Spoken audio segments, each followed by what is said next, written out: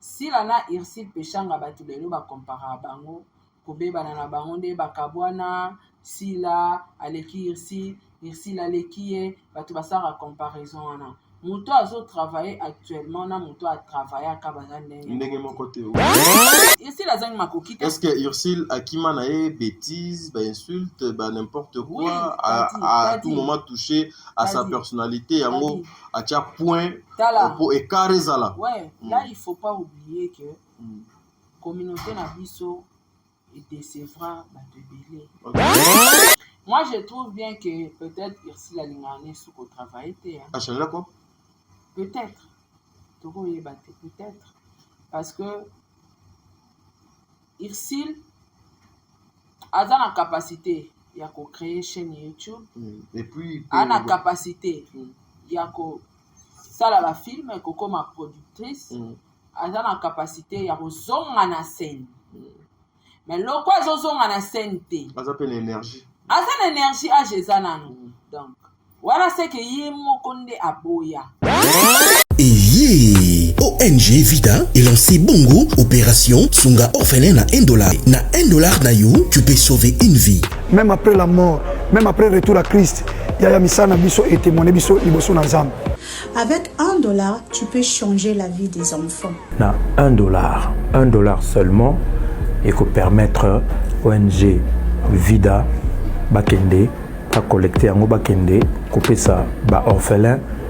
Na opération Mneno Baosala le 24 décembre, il y a année Oyo. Celui qui donne aux orphelins prête à l'éternel. Toi, on a posé tout c'est ça, on a $1 à Pam. Et qu'on fout la orphelin mon classe. Topé ça, $1 à Pamba. Pour la bonne année, orphelin, Azanga, Losote, Sosote, Fufu ya Koliati. Yandena Olo Baboué. Benga na numéro wana. Opesa $1 no nenga na zopesa tout à l'heure. Soki ozalaka motema malamu ya kusunga, tala canal malamu ya kotina mbongo na yo. Tole bongo na M-Pesa, e-bank, Airtel Money, bana nyonso ya Canada to États-Unis, bokotina. Vous êtes sur Top Media TV. Télévision, soyez le bienvenu. C'est votre émission Le Code de bonne conduite Yango et Bandi. Le Code de bonne conduite et Bandi dans le souci toujours de vous informer, dans le souci de vous amener de bonnes choses. Nzambe Azala Nabino. Aujourd'hui, nous voulons encore une fois kokende na ngambu ya ba comédien mais beaucoup plus lelo tokoloba oyo etali mama na biso Irsil Peshanga. Mama Irsil Peshanga, qu'est-ce qui se passe exactement na mama na biso wana actrice munene ya mboka na biso asali musala ebele. Mais aujourd'hui depuis un certain temps, depuis un certain moment constamment ko tokomi kosala, c'est comme si les gens commencent à oublier Mama Oyo, ya munene na musala odo asali na mboka na biso ya Congo. Preuve, aujourd'hui, rival naye, il faut qu'on se le dise. Oyo, il fallait pena don kazala mbanda naye na ndenge ya musala pena babeta naye bras de fer elia kezala Mama Sila Bisalu. Mais lelo kutu Mama Sila Bisalu balongola na bango Mama Irsil bakoma na bango ko comparer Nande Konabiso, Belvi Candila Patrona que je salue. Lolo, tous ça les labino analyse, tout est au-delà. Pour na koluka moya comme me labino place nini maman Nabiso Nazali et pourquoi silence ya maman oh et pourquoi moi ko bunga na yepe des fois na katia scène beaucoup soit quatre vérités avec Sarah Tola. Mais j'en profite pour dire un grand merci l'équipe technique oh ezo ko accompagner biso botua les merci aux alliés na ordinateur qu'on a mono continuer pour ça là baba montage bien que dernièrement pour ça là qui est réellement grave na montage mais les alliés makama musala. Un grand merci aussi à toi Bobon de livre aux alliés sima ya caméra aux ko continuer ko ça ba image à malam au batu bazo ko sepela nango ba meilleur fan du monde. Je vous salue, je vous dis un grand merci parce que bino nde bozali parmi batu o bozo sala ete musala oyo bisoto salango na ndenge sengeli na ndenge ya limemia Mama Bijon Ketani, Mama ba 90% na kita mongongo parce que na linga ko bimisa kombo ya papa Jean-Pascal Leka. Papa Jean-Pascal Leka, que le bon Dieu vous bénisse mon papa. Papa Noé Mavakala Nzinga, hein? Yo bongana Mama Zozo, mère va tripler, merci beaucoup maman. Un grand merci à Mama Deborah Lubanda. Kilo mère à Calgary donc, c'est-à-dire Calgary on a boza déjà ya ko sepela. Mama Emily Setimainga, fondation ONG Vida donc tozawana pour les orphelins. Un grand merci aussi à TK09. Un grand merci à maman Yvette Mbango. Il y a maman Yvette. Un grand merci aussi à Fifi Wechi la star, à Zone et les gens Mbokanaye. Un grand merci à Blandine Tatala, HK, Eliane Kazimoto, Moussala et Bandia Wateka 09. Bon délivre, ce qui te le langage moko, toko fongola déjà caméra la bisoa. Une façon ya kozwa la tola. Tolu kwa moyeto banda émission na biso to sala analyse oyo sur batu oyo basala biso esengo plaisir balongola biso ba stress ba TKP drapeau ya mboko libanda. Il s'appelle Madame Irsile Peshanga. Lelo tozana nunayi to meka ko décortiquer moi ndambu mama oyo ebele baye bakaye bien te. Saratola. Papa, pomme. Bonjour. Ah. Pour ni il y a un bon délire bozo pourtant na bo. Bon modèle ni à 12 ans betama. Te Yo zolo banga na ola ba perruque na nga zu caméra balole pas non point. Ah, papa, yo comme par rapport à système ou bien donc. Makam na remonter ka perruque. Et puis bon délire yo peto que tozo. Oh. Mais la monter ka ba perruque. Mais oui. Et comment ça là yo moi qui tout. Moi timambi. Ah. Ça au moins ba biloko ngo yo. Bon délivre à zomona kabelo ndenge de sopana awa ya milaye ya mikuse yepe alobi akota business. Quand moi tu n'ateka ngo pas tant ko mo tata o def ça que mais def ça ngana zo pata madame. Attends ndenge li solo. Okata ngata ya wa. Mais bon délivre je la mère, je la mère plante. En tout cas, mbote t'a dit, mbote na yope, mbote na bandeko nyonso ba la nation de partout, ba fanatique ba artiste comédien nyonso ba balinga to pesi bino ba mbote na ba meilleur fan nanga, ya nanga isanda to kutombele mama pasa ya. Mama pasa na pesi mbote. En tout cas na pesi mbote bele place aux grande sœur, ba mbote na président bébé, ba mbote na la présidente maman Nathalie, ba mbote na Edwige Kalala, Pamela Kabea Wetu, Papa Edi MK, Eliezer Kanou, na Pesio Mbote na Sarah Abwele, Bambote na Sela Kike, la Rose Bonga, Dada Onyema, na Pesio Mbote, Debo Bouchab officiel FBI, Sol Mbemba, la fille à Papa, Makia Akumba, Fatou Dukanti, Ozia Massamba, na Pesio Mbote Général KS, Angelos Karwan, na Pesio Mbote, Mbote na Fokont, Bébé Chanda, Mbote na Natacha la souriante, Fleur dorée, avant si on dirait aussi. Aza Fokont, comment te que Fokont souka na mopeka bongo. Donc ba Fokont nyonso en tout cas na pesi bino ba mbote ba nyonso bolinga chaîne nanga tata pour ma grande sœur chérie le to sola minga singa bisara ma Jabu Gospel deuxième édition et rolobisa monde entier. Voilà, Sol Mbemba. T'as dit ma Jabu Gospel deuxième édition ça international. Biso to kozala kuna. Na bobi babo ba mi ankolo. Sarah. Mama po FAP4.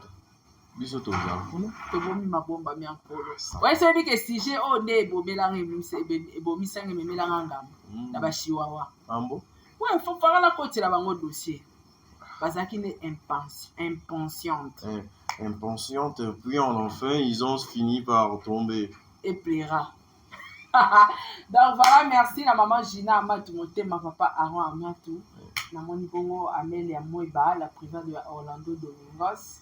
Merci pour la Jenny Bête industrielle, moi c'est Pembe, pourquoi pas na président Charles Tamboué, merci na Bochale Ferdinand, les lots ont des champagne derrière la caméra pour aussi mission Kitoko.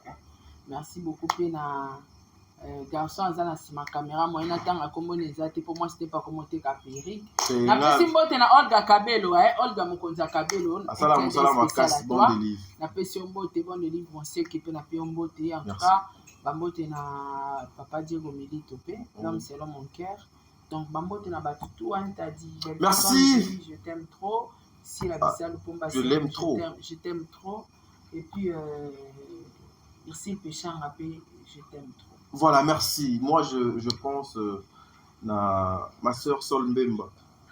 Je vois dans mon commentaire à tonton t'as dit na salut nini comment on a na monogono de bibaka. Sol Mbemba, je te salue. Ça même à rappeler la fleur dorée mais Sol Mbemba le non, fleur dorée parce que à Takara mingi. Intérêt hein? Non, mais à Takara mingi. Est-ce que tu sais que moi je fais les relations internationales? t'as dit. Je suis licencié dans la politique internationale. Voilà, Donc, poste.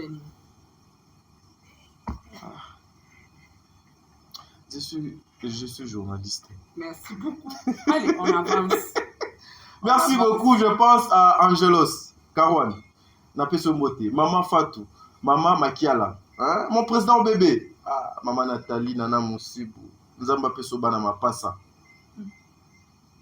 La première question, Sarato, là, s'il vous plaît, si Natiki, Nazoli, Nskona, Ban émission, Natuno Mutuna. Bah aussi na laki nzambe akosa la rande na lobby parce que je suis un serviteur de Dieu. La première question Sarato là, quand tu regardes aujourd'hui théâtre oyo ba papa pour ça l'émission hein. Oui, tout ça l'émission maman. C'est réservé. Je me réserve. Retirer peu ba propos. Théâtre oyo ba papa Kwedi basala pe à retirer ba propos. Na retirer. Ba propos ni on retiré. Na repisa sou batuba na mapasate. OK. Merci beaucoup.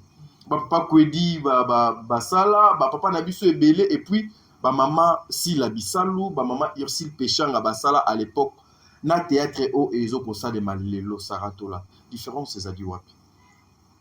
Bon, technologie premièrement, différence c'est ça la technologie. OK. T'as des groupe salon bazala kala ndaku moko wala ba changer ba forme. Ka ba forme na ba disposition ba ni le théâtre évolué, hein? Bakomi pour l'acception, Tokumba, Balabala, Malewa, en tout cas, il comme une réalité.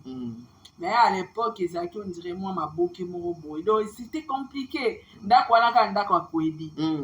Ba, na minute autant, et comme sur d'accord, Dani. Il y a Moutou Moussous, quand na minute autant, va changer l'issue Moutou. Bon, bengo. Donc, c'était compliqué. En fait, sur le théâtre, il y a Kala.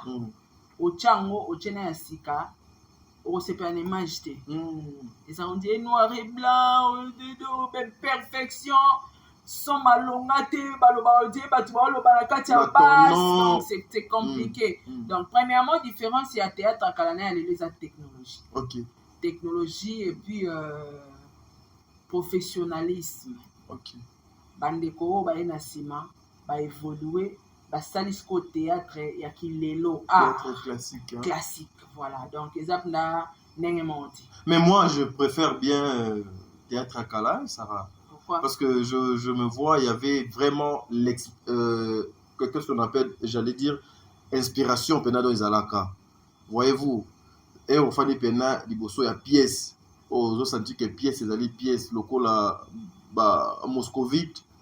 Quand tu regardes ça, tu sens que non, awa penande nazotalande. Théâtre oyo salisina comparaison, il y a tant théâtre de chez nous. Non, Nathalie ba papa Kwedi, Nathalie pena ba maman Sila, na théâtre ya ba papa Kwedi, ba na problème technologie.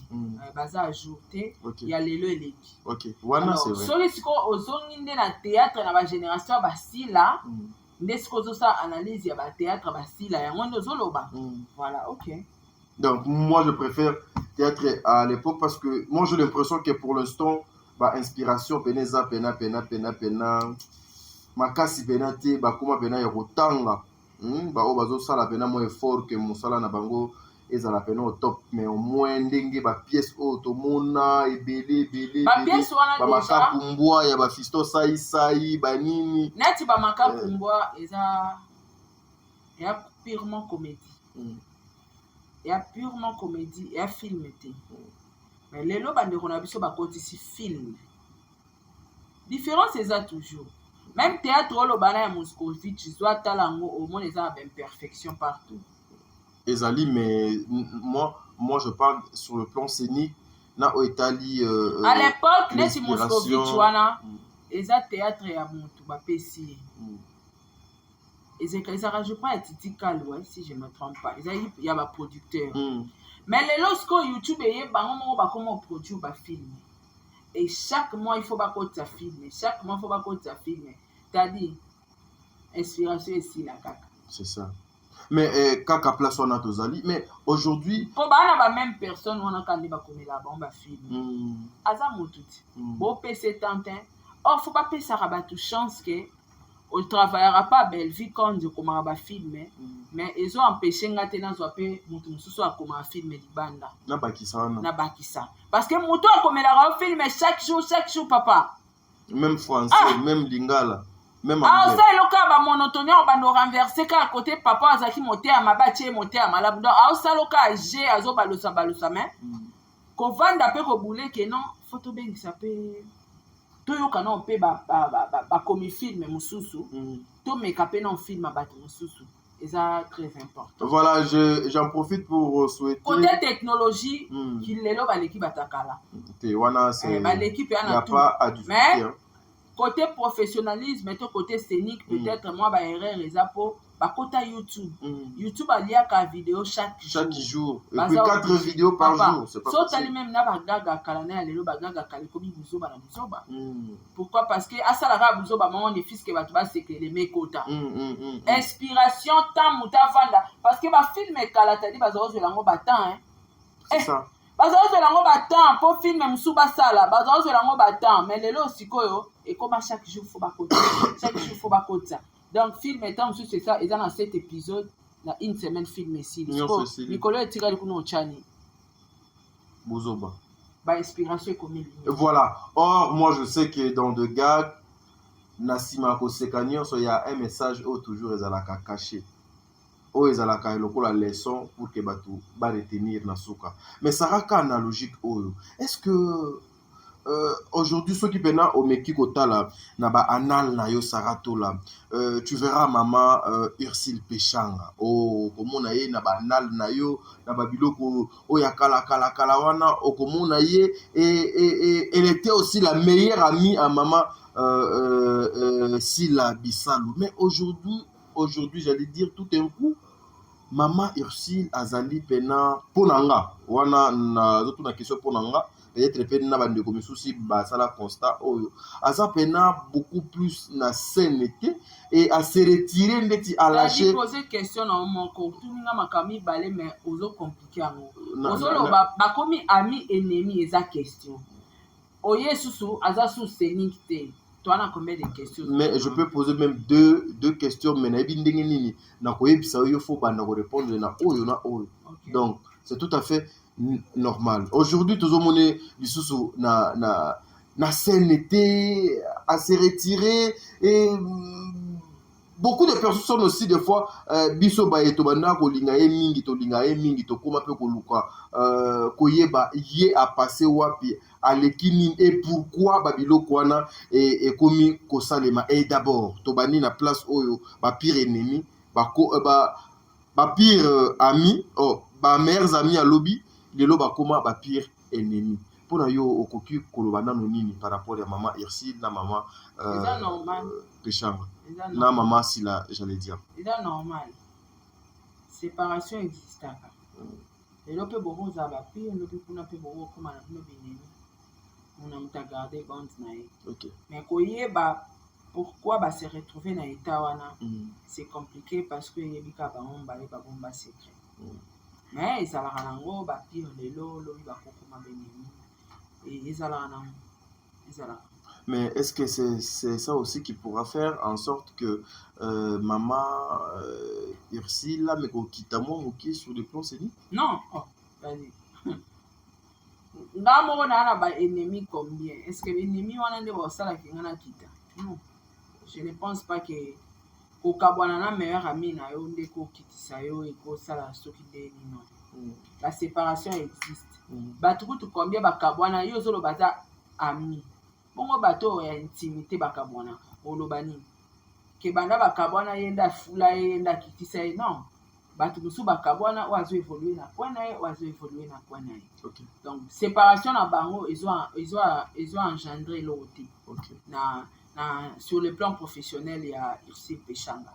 Ils ont la séparation. Quand tu regardes aujourd'hui maman Ursile Pechanga, Saratola, Okoviko Sala analyse sur le plan professionnel d'abord. Ursile la star, hein? La star. Asali ba film à succès et belé. Mais les lots moyens ça l'analyse sur le plan professionnel, ils étaient parce que azo existé. sur le plan professionnel, il y a Lelo, ici le péchant n'existe pas. Aza moto atikala balobara et bembanyo kasi la rançonné. Mais en quoi tu as star pendant qu'elle n'est plus na kati ya non ça va ça va banzontinga ouais t'as dit star comme ici la raté oh pour ba benga star ka faza na scène mais faut misala na ye non azala star comme on est à kokufa star ba okomaka jamais que adie ex star non aza star atikali star donc ata lelo nga na bina tika media so de akombo na nge vandanga batu ba kontenga parmi ba star atikali na kati ya histoire ba benge star ba cha XT okay. Donc atika musala ou pas ici Péchanga aza reconnu comme une star na mboka na biso okay. Donc voilà. Mais aujourd'hui comme on a moi bozongi na esima par rapport ya ndeko na ye si la bisalu ozomona te ke aussi ekoki kozala lokola réussite pa ya mama na biso Ursule Péchanga réussite ndenge réussite ndenge non mais ezala comment le terme qu'est-ce que moi j'allais dire ezala lokola une façon ya bozongisi na ye sima akota lokola ghetto, tu vois pas que quelque part aussi à perdre moi vitesse et belé par rapport à ma camboye donc à ça qui lobby.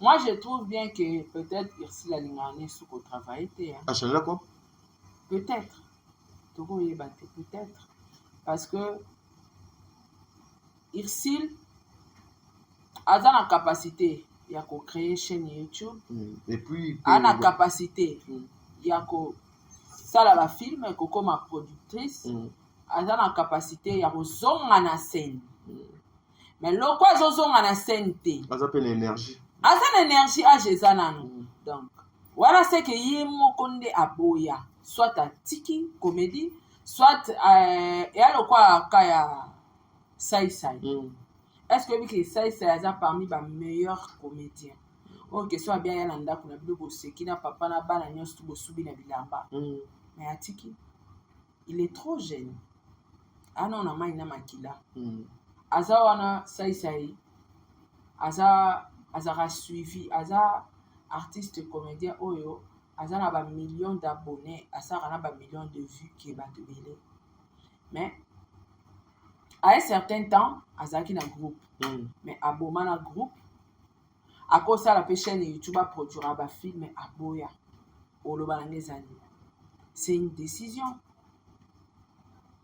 et ça a été le succès à battre ti le ça ba publicité akenda rapé so ba bengi a prester na kisai aolata ba teni na ya prester sexy bat mais pour azonga travailler sous na ba comédien asala ngoti pour créer groupe na un sous ça c'est création groupe T mais atikali ça yazo continuer ko pesa batu ba o eza meilleur na disque flash disque ya bazui azo continuer ko pesa batu o eza meilleur na o eza kati na OK mais groupe a la raté ba film azo produire te azali mbongo te bike yaza parmi ba boss ba grand boss à théâtre oui et le parmi olobanine ke ça nenga zana to longole star Pondemo pena Ursule pas jouer susté aza en théâtre théo ya aza le quoi mon condi patron mais ceux qui obengisi que beaucoup collaborer bien en tournée en jouer ndenge ça ya koma na tolo ba ke Ursule to longole comme wa star parce que a jouer à susté so bengi na scène siko on travaille ndenge mona ça yango te nde ezolakisaka eza pédale wana ya rado nde esalaki recul te eza badécision parce que sai so totangi 3 artistes comédiens stables na vie boss ya mboka sai aza na kati là il faut qu'on se le dise siko pédale nini oyo sai azwi ya retard oyo ezongisa nsima parce que sai so afungolila ba millions de personnes batalaki na Facebook ana ba millions d'abonnés mais sur scène aza te eza décision lorsque bazo benga yo comédien il faut on va nous produire il faut ozala na scène soit oza comédien soit oza non déjà koloba que sur scène azate olobi mabe lobaka si ba production ba film azate po azara sur scène chaque jour aosa ba publicité na tenir artiste comédien chaque jour azo prester na ba poto auto prester yena esobe lokola artiste comédien donc azara na kati ya scène. OK. Merci beaucoup. Même on a Silla na Ursule. Ursule aza tout le temps na scène té mais ce qui est vrai azara na kati ya scène so continue ba théâtre ba ndeko mususu ba collaboraka bien ajouaka so bengisi ya oya punda rejoua au chamaele nae. Mais elle est beaucoup plus maintenant concentrée dans ce business mususu que ouais mais t'as dit est-ce que ebite ke ngape aliro na ok na ba business nanga obi ke so nzamba pamboli nga so makasi na côté ya mamna na osala na ko pe a grand prêtesse sous koleka j'aurais plus le temps en vendre dans la plateau pour ça ba analyse sur bateau et comment moi passe otikino biso. Non, et comment moi passe parce que on commence trop surchargé na comment on a net que YouTube ça perd temps. Au moins temps où il y a qui fait tout ça émission on calculer si surtout comme il est 15 heures ba chiwawa na nga balali ba fournisseur balali parce que il faut aussi ces missions pour na zonga mbangu pour ba okangela nga ba colis na nga ba oki livrer donc faut na zala à jour na ba donc faut zala le temps est comme mokié parce que so ina communauté na ba clientèle ebele na comme oteka partout na monde na fungoli ba boutique place tel est-ce que t'as dit on va sous le temps tu vois et ça le raba ça c'est un grand commerçant azo na eka décision pour makoki ezangi tasala mamutu wana ndenge mona Ursule azangi makoki te. Est-ce que Ursule akima na ye bêtise ba insulte ba n'importe quoi oui, à tout moment toucher à sa personnalité yango à tia point pour écarter zala. Ouais, là il faut pas oublier que communauté na biso et décevra ba te belé. OK. Na ba insulte ba te belé ba zo ba décision. Ba te belé ba tika réseaux sociaux. OK. Ba te belé ba tika bémission, ba te belé ba bendana. Mutu mususu oko finga ya supporter mais ba mususu ba supporter te. OK. Ba mususu ba gira net ndeko na biso sai. Sai oyebi ke ba za traiter de ba kambebele. Tam sous le boya na ko sanga na susu na ba comédien abanga ba ke ba chele poison oui. Jouer na parce que Toyoka pe awa dernièrement que il paraît ba chela et poison et tout donc ba boy na bango ba sanga na bango nyo sous place moko de père que ba ya oboma ya tika ba na yi ça c'est ateka mituka ça c'est asa entrepreneur siko bato ba na mbongo ba ko sa ba film peu facilement bato pe batali mais ba osala ngote c'est que c'est une décision et une défaite. Mais est-ce que lorsque tu regardes maman Silla... papa. Non, je suis là. Et ça... ça... Yango, yo lelo na bon de livre boy. Nanga boy, na bo chwale boy. Biso nyoso lelo ka boy. Te bo chwale za jour. Ah, bo chwale ti za jour. Ah, bo chwale aza à jour. Ah, OK, c'est bon. Le col la bo chwale aza à jour, ça va.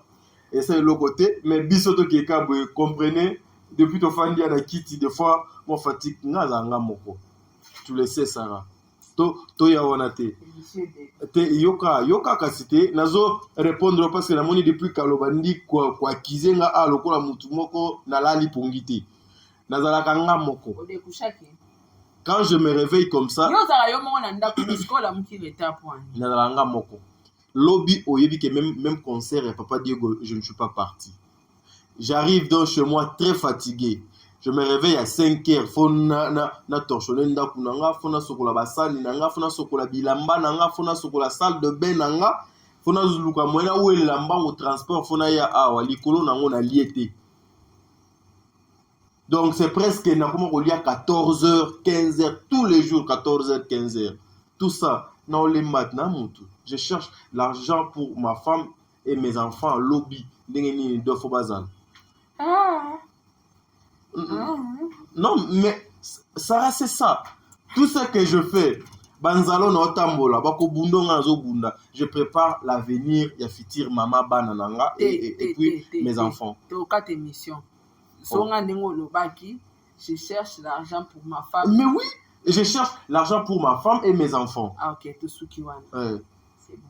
Bah, tu vas comprendre, c'est bon. Oui, mais les gens ont compris. Voilà, mesdames et messieurs, mais ce qu'on a habité ça. Yo ozo linga bato ba comprendre ni. Hein? ozokisika su wana mais kasi yango nga na besoin natuna yo ozolinga bato bacomprendre nini natie eloko bato fo bacomprendre mpo na maloba no bacomprendre te lokola Adassa abimi.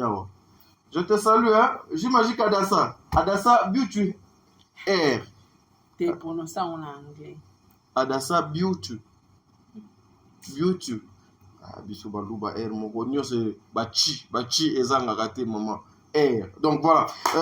Mais Sarah Toula, au regard de tout, bien que aujourd'hui maman Sila, maman Ursile, Akoki, Kozala ndenge donc akoma maman Nabiso. Mais est-ce que yo ozomona pété que non même Valère Mosusu azalaki nango vis-à-vis ya ba collègue na ye et akobanda ko perdre ango ba avantage Mosusu parce que ba yebi ke na scène azalaka papa tazana na scène te si la pesa katika crédibilité na ye ezali sur quel point Aleki bango tout non na abonné na Facebook. Ambo? On a plus de 1 million d'abonnés. OK.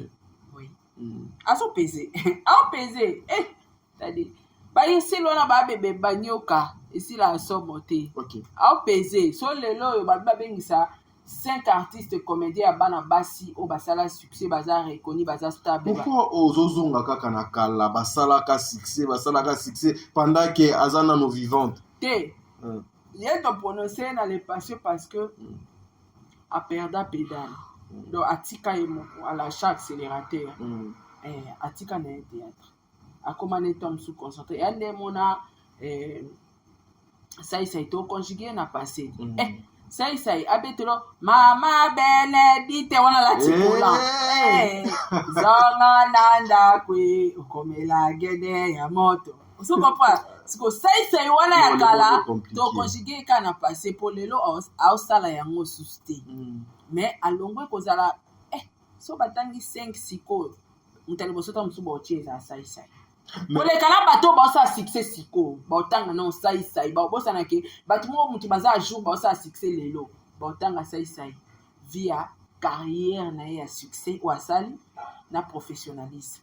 Ils ont aussi. Voilà, ils ont compris, ils ont compté. Donc, ils se péchant à perdre la pédalité. Ils ont volontairement acheté frein. Au lieu de continuer l'accélérateur, acheté frein, cause y est mon cahier, dès mon an de on a ça il est encore trop jeune, à ce que ça rabis à caption à défaut, Bolivoyaye na maman balioso. Donc libala bangala. C'était chaud. Donc atika mnabso na défaut. Voilà Sarah Nazo lingato kabona pour moni bon des livres qu'on a déjà mis ça puis donc mo simba. Mais aujourd'hui ba grandeur ya batu ozo kotanga lokola tozana maman Ursile to lo banano kana maman Ursile elle a plus d'1 million d'abonnés na Facebook. Aujourd'hui azana personnalité azana crédibilité azali na charisme s'il faut koloba parmi ba grande dame na monde ya théâtre elle est là. Et le konini pena aujourd'hui la jeunesse congolaise la société congolaise bakoki koloba que non mutu moko boye asala ki mo sala lobby ya makasi ya mboko yo ya théâtre et grâce na ye nde lelo tozali na eloko oyo tokoki kobanda kokanisa ye na nini wana fo yamba isko tunye question wana moi j'analyse na oloba te po kokanisa ye je le ferai jamais et wana fo yambe na plateau tunye bandeko bakokanisa ona nini na carrière na temps nyonso tosali na mosala oyo so tovandi tolobake eloko ekomela biso grâce na yo ici péchant question tunda otuna. Merci beaucoup Sarah. Dernier mot na parce que déjà de bon des livres na monde doit bandi doit quitter. Ouais, dernier mot na ngapende ezate mais sauf que ndeko na biso nezaka batu supo batu pe lelo apparemment za fatigué bosali pe ba question. Si la na Ursile Péchanga batu lelo ba compara bango kobebana na bango nde bakabwana Sila aleki Ursile aleki batu basara comparaison wana. Muto azo travailler actuellement na muto a travailler à Kabazane. Ndenge mon côté oui. Sila azo garder ba performance na ya succès jusqu'aujourd'hui à loi fali. Et ndeko na biso a moi si Ursile Péchanga na mona ke le roi fait rigola. Ba bandara sens interdit droit chemin. Mais comment il n'a pas tant moko boye fait rigola céder pédale. Oui, a céder accélérateur. Fallait continuer. T'as dit, to voilà ba fasté. Faire aza grand. Fali pas aza grand. Faire aza grand chanteur, grand interprète, grand danseur. Aza bon danseur. Fali aza bon danseur, bon chanteur, grand musicien. Au faire aza te. Faire enda ozanga kaka kozala grand musicien parce que Fala embara grataka. Aïbo beta ba instrument. Ndenge mona papa Diego. Oui, na mona ko deux jours nana. Ozo comprendre. Bazala moi ba différence. Mais ba banda musique na bango nzela moko succès koto sans interdit to acheme bazoki. O abeti koto. Mais comme na temps moko ebi mutu so aza mal entouré, ba perdra pe pédale artiste so orienté artiste bieta bambanaka. Ngala lo bango maintes fois so il est lo toza parce que Diego ana mwasi bien o ezanga nga pe na mobala bien o ezaye so razaki mobala ba aventurier mais to se stabiliser boitenga mais biso na ba fitite toke boîte to somba champagne toke boye donc nakutani na mobala azo réfléchir textuellement le kwanga et sali grandeur na biso nde toza lelo donc ceux qui artistes na biso peut-être a perda pe moi pédale et cause à la pas entourage à maman merci dans le banan ici te na lo ba exemple à faire na falinde na lobi na kanta ke dos tozonga na moto azongite parce que il faut na expliquer bato peut-être on a biso artiste na ça monene faire sur a perda pédale et cause à la paix suite ya entourage ba désorienté on comprend allez isali bango écart yango pe j'avais appris que le manager demandait à ce qu'on puisse changer bureau mobimba au sokola sinon à redémissionner yango pas démissionner qui eloko ebomaka ba congolais ani mutoto bandana ye kande photo travailler na te toko bandana yo pe tant na mona o pesanga sous les meilleurs na yo te na ko cha à côté tozui no maela batu mususu asika to travailler na bango ce qui tue aussi c'est l'incompétence oyo ba se cachaka derrière les insultes tolobaki yango dernièrement nazali par exemple directeur ya marketing ya nazo nani ya Kofi ya Kofi au lieu na teka musique ya Kofi na yo teka Fali non na ye kofingela nde Kofi bato wana eza kofingela te muto yo ofinga wana eza oteki voilà donc na mafinga ezofika partie na promotion voilà donc na ye kosala nanga promotion ya Félix Wazekwa na ye kosala nanga promotion ya Fali ya JB ya Kofi or nga na directeur ya marketing je dois rester na principe ya musala nanga donc lelo na ko na pas Sarah na ko ke pas il y a bon de la perfection ben imperfection na nyonso isala ke mutu pe a perdre pédale no moni lelo Fali azana ba bonnet belé azana ba vieux belé azaboye azata musu entourage bazo orienté dans les bons donc c'est un peu ça des salama écart et affaire et la Fali mais sinon ba on tout baza à la haute côté à perfection et à travail faire à perdre pédale il est toujours fait la voix scène makamne tout il est toujours fait donc à perdre pédale par rapport à bureau na ye kopanza sango na ye marketing eza moins yango sala ke à perdre pédale parce que côté on a biso irsi pechanga ya tie frein penda volontairement et ya tie frein volontairement et bah cause wana peut-être demain ou après demain on découvrir la vérité wana mais local la paix après ça ka ba émission te eza ba question oyo faut retourner na pechanga même bato ba yambara ça ba comme ça nga ça aza jeune azana un jeune à continuer comme ça il a besoin ba théâtre ba film aza l'énergie en attend atika pourquoi cause nino etindaka atika eza ba émission au faut vendre bango pinda retourner bango mais sinon ngala mona yango eza volontairement que Irsil Pechanga a perdu pédale donc lelo yo boye bango Irsil Pechanga na sila bisalo toko comparer bango te sila aza au top azo bundana carrière na succès na jusqu'aujourd'hui. Merci, voilà, ça n'est fini pour aujourd'hui. Bon délire tokutani lobby okoleka lelo. Merci beaucoup.